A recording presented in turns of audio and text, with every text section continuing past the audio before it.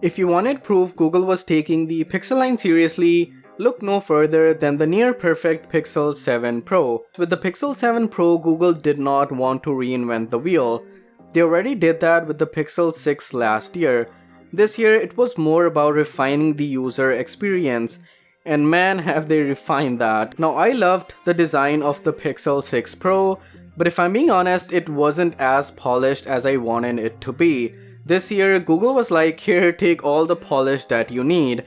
This phone, the Pixel 7 Pro, actually feels like jewelry. The way the camera bar seamlessly transitions into the frame does remind me of the S21 Ultra, but that's in a good way. The phone also seems more balanced in the hands and not too top heavy. Yes, the aluminum frame is scratchable, but most of us are going to use a case anyways. This white color also does a great job at hiding fingerprints. What I would have loved to see is Google using a frosted glass back on the Pixel 7 Pro, but maybe that's for next year. This is easily one of the best designed phones of 2022 along with the OnePlus 10 Pro. Keeping in line with the theme of the refinements, Google did just that with the display as well. Last year, the display didn't feel bright enough. Boom, 25% brighter this year. Last year, the fingerprint scanner sucked. Boom, it's faster this year along with the face unlock. Honestly, I expected more from the sensor, but I'll still give it a pass due to the face unlock that acts like a saving grace. Although I still don't like the curved panel, yet I understand it makes this phone feel more premium. I do have some doubt in the oleophobic coating of this phone. Pixel phones have had a bad reputation, and so far the 7 Pro is not looking that good. But what is actually looking good for this phone is the battery life.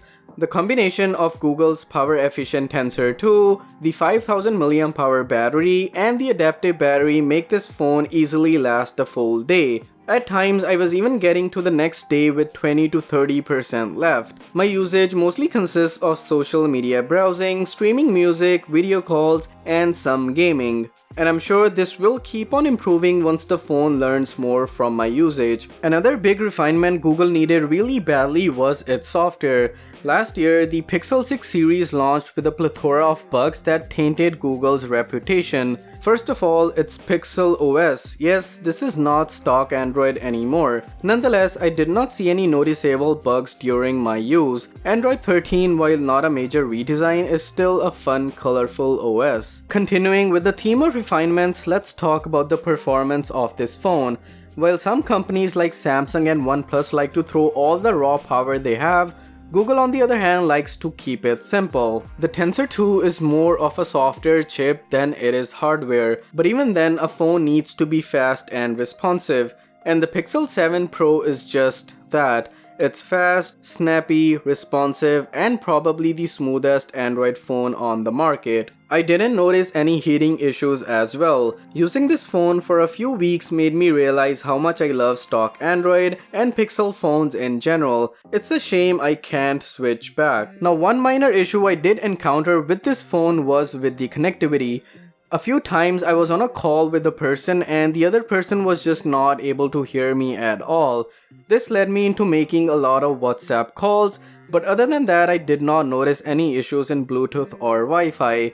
The haptics as well as the speakers on this phone are pretty damn good. But the strongest feature of a Pixel phone is its camera. This year it's still one of the best camera setups on a phone. I've loved using this camera and it never disappoints. I won't go into too much detail since I feel like all flagship cameras are great enough to do the job, and unless you are a professional, no one is going to nitpick your pictures on social media. I'm also happy with the amount of versatility this camera setup has. There's the ultra wide, the main sensor, 2x zoom, 5x zoom, and a macro mode as well. Even the front camera has an ultra wide view as well. There are the Pixel camera features, but I did not find much use for them. I'm sure these will be appreciated at some point in the future, but I feel most people will forget about these. Video quality on the camera has also improved quite a lot. I'm so happy that we can finally shoot 4K 60 on all the cameras. Overall, this is probably the best camera setup on the market. And to top it all off, we have the $899 price tag.